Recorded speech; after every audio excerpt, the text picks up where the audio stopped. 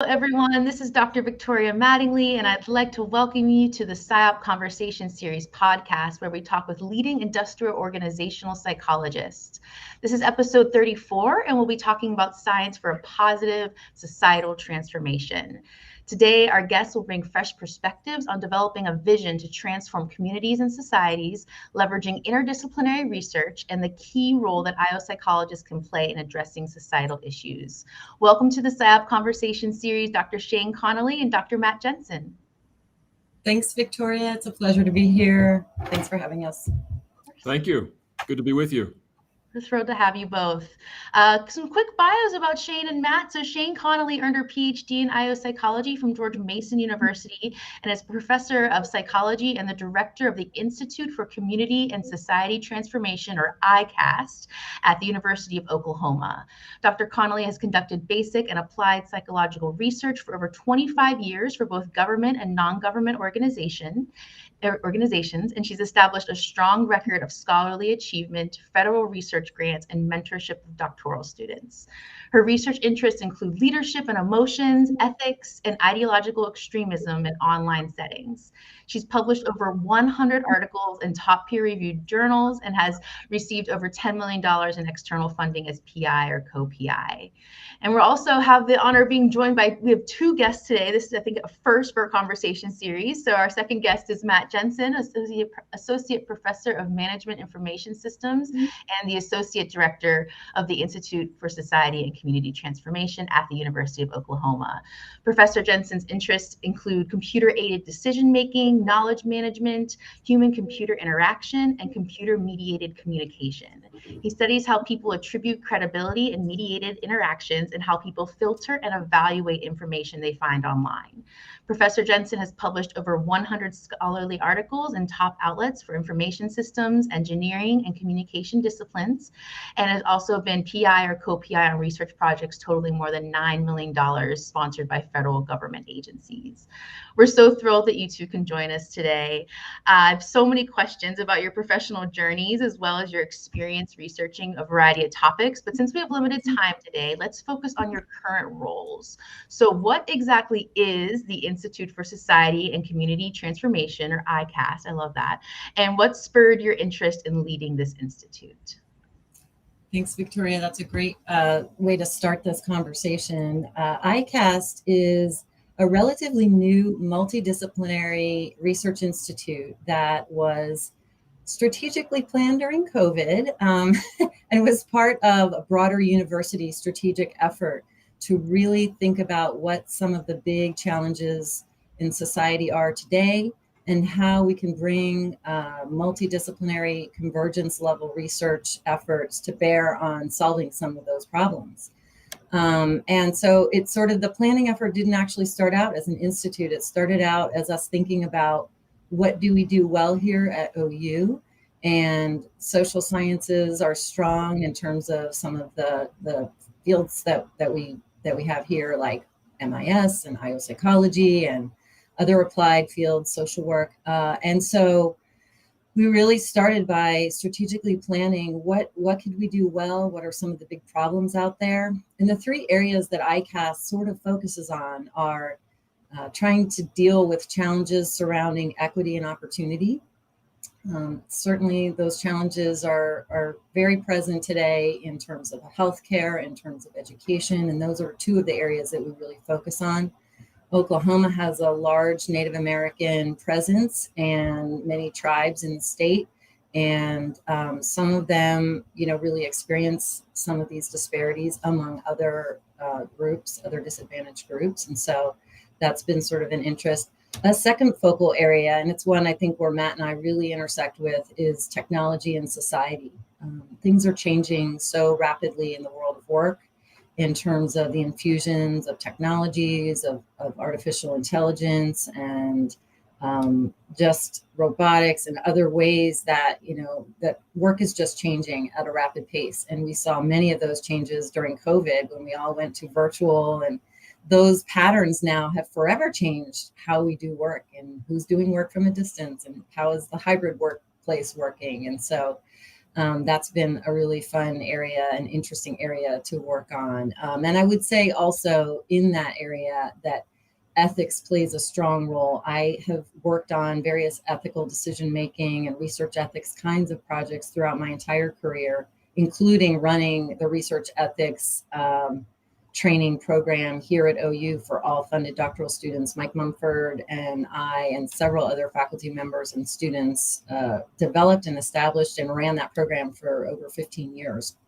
And so the ethics piece is important because all of these new technologies, social media is not new, but I think our uses of it are ever increasing and expanding. And now we're starting to see some research on some of the detrimental as well as beneficial effects of social media. And that can be within and outside of the workplace.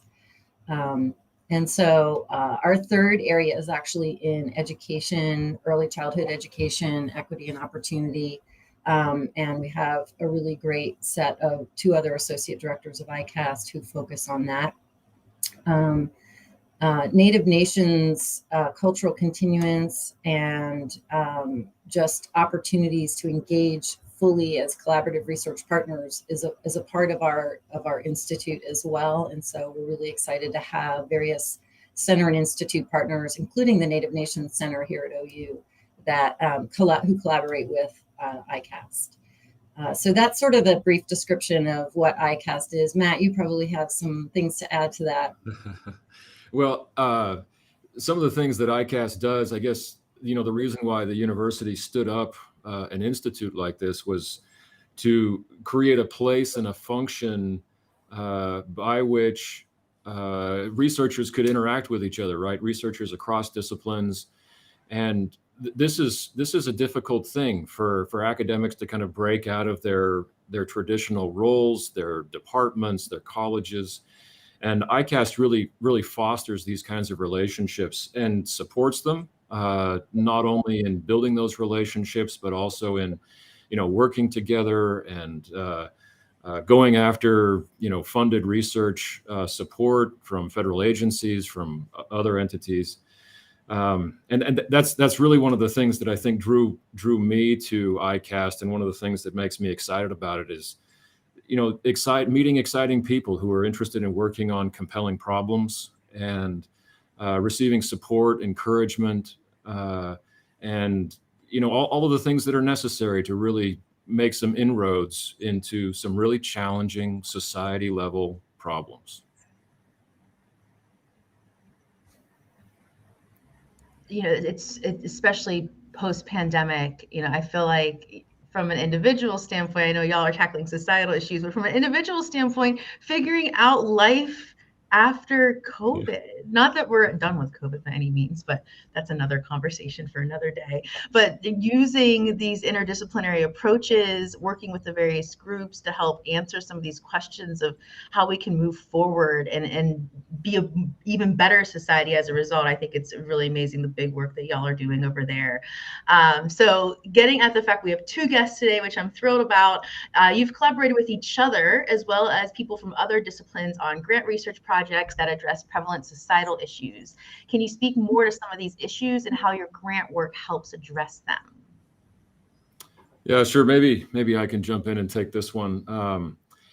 I began my academic career at the University of Arizona, and one of the problems at that time the research group was really interested in addressing and investigating had to do with deception detection in digital spaces, right? And digital spaces was defined broadly. This was work that was originally supported by the Department of Defense. And, this was 20 years ago. And, we began a program of research there that hasn't ended to this day. There's still a lot of situations and circumstances in which we as individuals and organizations and entities, government entities, where we find ourselves, where it's difficult to determine whether or not what we're consuming in digital spaces is truthful, if it's legitimate. And this introduction, as when I was a graduate student, this introduction really helped me cross paths with people from numerous disciplines. Communication, psychology obviously played a large role in this, but also folks from engineering and the more technical disciplines, because the problem of deception, the problem of ascertaining credibility, attributing credibility to various sources in digital spaces, that's something that cuts across numerous disciplines. And so that was kind of the seed. And from that sprung out years and years of work, understanding deception, understanding credibility in a variety of contexts. So I'm a member of the business college, and we study organizations not too far away from folks in I-O Psychology. And I began looking at problems that organizations face in terms of managing online reputation, managing comments that companies accrue, that they gather through social media and other forums. I began looking at things like product reviews. I began looking at things like IT security, right? Cybersecurity and the threats that are posed by misattribution of credibility. But really, I think the leap to society level questions came in the last couple of years. As we've seen, you mentioned the pandemic. Understanding, what sources to believe came to the fore with that episode in our lives, as we kind of, had to navigate a great deal of uncertainty and decide what the information sources were around us, how we were going to bring those in, and what that meant for us as individuals, as families, as organizations, as communities. So what began as deception detection inside of organizations sprang to investigation of misinformation at a societal level. Add to that some of the other work that I've done with Shane Connelly over the years also addresses ways of communicating at very broad scales different ideological perspectives. And so Shane and I have a number of projects that have gone back years that investigate ways that ideological groups communicate to entire populations. And we're really interested in what these messages do, what the ideological groups intend when they distribute these kinds of messages, but also what the effect is of ideological messaging that does not necessarily contribute to healthy developmental communities. And when I say this, what I'm talking about specifically is the proliferation of violent, hateful rhetoric by some ideological groups. And so one of the things that Shane and I have been working on for the past few years is investigating this kind of rhetoric and what it means for individuals, what it means for the groups, and ways that this rhetoric impacts our lives, and ways that this kind of rhetoric can potentially be countered. So those are just a couple of examples, I think, of these society-wide issues that we face, and really how the interest has kind of sprung up from something very small at the individual level to something that is much more large scale.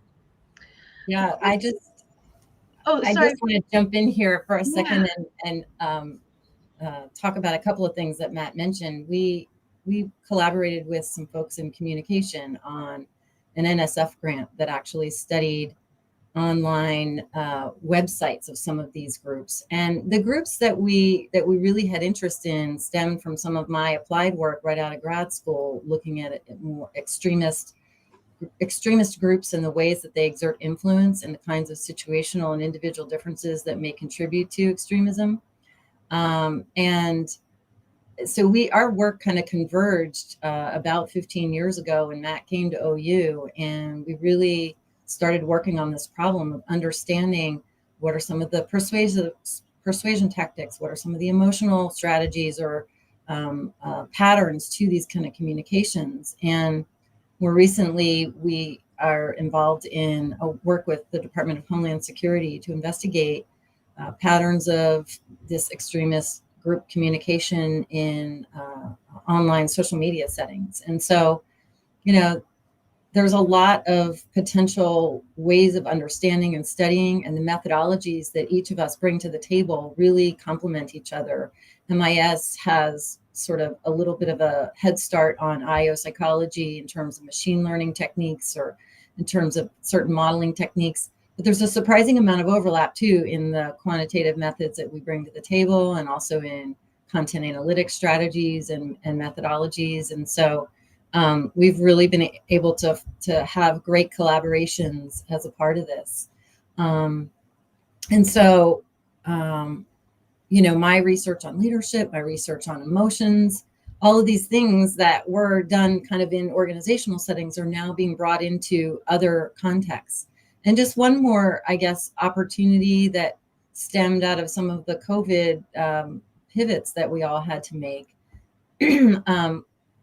I was bringing my expertise to topics like misinformation about COVID vaccines, and have now published 2 papers on misinformation and vaccine hesitancy. That's not a field that I ever thought that I would be publishing, or a topic that I thought I would be publishing on. But, our ability to do surveys, our ability to, theoretically construct models and questions and move through that process, bridging with cognitive psychology and all that they've learned about misinformation. There's just a tremendous advantage, I think, to bringing together these different perspectives to address important issues. Thanks for that, Shane. And related to these ideological extremism and what y'all been studying for the last 15 years, something I love about the live stream is that people can put questions in the chat. We can answer them live. And so Angel called out, the pushback right now happening with diversity, equity, inclusion, and this woke culture. What type of insights from your research and the work you do can help us make sense of, this pushback? Because, I know, Matt, you were talking about, things that are violent, and I feel like this is the other end of the extreme, but we're seeing pushback on both ends. And so I was curious if you could speak to this comment from Angel. That's a great question and a really important comment. And I think that as I-O psychologists, as MIS professionals, just every field really has something to say in this arena. And in terms of our equity and inclusion and diversity issues, we have special needs in the state of Oklahoma that speak to, the disparities among rural and urban and suburban populations, the kinds of educational opportunities they're getting. So I think access is a big issue to focus on. That doesn't necessarily, make people feel like they have, that's not an allowable, or that's not an okay way to approach. Everybody understands there is a lack of access for a lot of different groups. And this is not all about surface diversity, right? We know that there are underrepresented groups that have a lot of different background characteristics. And so we really try to come at that issue from a broad perspective. I just think that this is going to take time, and we're going to need to continue to educate the public about why these things are important to understand, and how we can best, move forward on those issues. It's a great question. Yeah, maybe I can jump in also, and just reiterate, I guess, a point that I raised a few minutes ago, and that is a lot of the questions that we're answering, a lot of the questions that ICAST supports, they require a diversity of backgrounds, experiences, and expertise. An individual might be able to contribute a heck of a lot, but it's not going to be sufficient for some of these large-scale, widespread problems that society faces. And so it's really a requirement for us to incorporate different perspectives, for us to, in a rigorous way, debate the various merits of those perspectives. And on the other side of that, something much, much stronger and robust comes. So I guess I just wanted to reiterate, I think, what the commenter was saying, that there is great value, even necessary value, from bringing multiple perspectives together. I'm seeing some questions in the chat about access and just the digital and technological transformations that we're seeing in the workplace are now starting to extend to, and I'm sure many of you as psychologists or I-O psychologists, pay attention to what's happening in APA and APS and other professional society spaces. But the ability now to access very basic care like mental health care online, through digital platforms is amazing. And I think that is something that will continue, that will also continue with regard to physical health care as well. I think that's so important. Thanks, Shane. Thanks, Matt. Shane, this next question is addressed to you. How can I-O psychologists play a key role in addressing important societal issues, both via research and practice? Another great question. When I started my career, I actually was not in academia. I was in various think tank government organizational settings. And I think it really opened my mind to the kinds of questions and possible research areas that might not have dovetailed exactly with what I had been familiar with or what my areas of research were. But I knew that I could bring theory and method and skills to those areas. And I think keeping an open mind about the kinds of collaborations that are possible and the kinds of questions that I-O psychologists are capable of weighing in on and providing some expertise on, I think is the first place to start. It's really important to, obviously keep your areas of focus and interest, but be open to all these other possibilities as well. I think that as we move forward in this world, many of the important questions are going to require multiple disciplines to come together to solve, because we won't have all the answers within one discipline. And it is sometimes a little bit harder to create understanding and communication across disciplines, try to understand and learn about each other's methods. So continuing education is another important part of being able to do that. And really, whether it's self-guided learning or additional continuing education, professional workshops like what we have at SIOP's annual conference, all these things are so important for us to really be able to branch out and address these issues. And following up on the impact that I-O psychologists can have on the pressing societal issues we face today, do you have any advice for those listening in who may be interested in engaging in interdisciplinary work and the value that you've both found in this type of work? And a little sub question for Matt here: how you, as working with I-O psychologists, any pointers for us of what we could do better as collaborators? Do we, as I-O psychologists, that you would recommend coming from a more business perspective? So I guess the first thing I'll say is it's easy to kind of sell ourselves short and kind of take our own areas of expertise for granted, right? We spend all day, every day kind of thinking about our own problems. I guess my first point is don't underestimate the value that you present to other collaborators. It's easy kind of for us to do that, I think, sometimes. I have found a tremendous benefit from collaborating with Shane and other people in the psychology department here. And that's enriched the perspective that I have and the quality of the research that I do. And so I guess that's thing number one, right? Don't sell yourself short. But I think that there are challenges that come with interdisciplinary work, and Shane alluded to these a second ago. And I just kind of think back during this conversation. There is a fair amount of translation that's required, right? As you kind of move from one discipline to another, you have thorny questions that you have to work out among your team, like where to publish your research, what journal outlets are going to be best for the team, especially when your team divides across multiple disciplines. What graduate students are going to be supported and where those graduate students are going to come from. These are substantive issues that require a little bit of thought and sometimes negotiation. but the value from those kinds of collaborations, in my experience, vastly outweighs the challenges.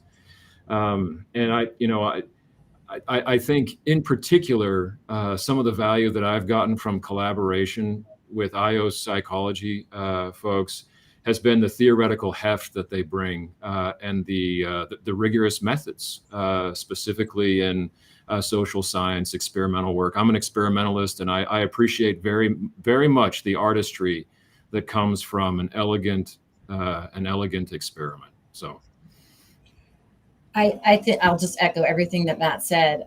There are challenges, but the value of collaboration just can't be overstated. I think it helps you to think outside the box. It helps you to understand kind of how to come at problems from using multiple perspectives. The other thing that I have found really helpful is, whether you're in industry or in a research government job or in consulting firm, in academia, pick an area that you can sort of like make an effort in, make some difference in, and maintain consistency in that area. But also realize that might not be the area that you get funded in. Most of my leadership and emotions work has been not funded. And it's been one of my favorite areas to work in, but it's not necessarily been one that's well funded. And so I would say that, realizing that you're going to always be working on multiple fronts, that you're going to figure out how to pivot your topics to be suitable for I-O journals, for management journals, for social psychology journals, or MIS journals. Social media and society is a journal that we're looking at putting something in soon. And so there's just a lot of possibility out there. And I would say, you have to be practical, and especially if you're in academia, you want to do things that will enable you to get tenure. So you're going to have to publish. You're probably going to have to at least try to pursue some funded research, although in many places that's not a requirement for tenure. But I think it will help you to, you're going to have to do the pragmatics of that, but just stay open to other possible collaborative opportunities. Lots of wonderful reasons to collaborate. And, I remember in grad school, interdisciplinary research was, the big recommendation of all the articles, and we never really got the skills of how to do it effectively. So thank you for sharing those pointers, and the encouragement to continue doing interdisciplinary research. And I did want to remind the audience, we have a little bit of time left for questions. So if you have any questions for our guests today, be sure to put those in the chat and they could potentially answer those.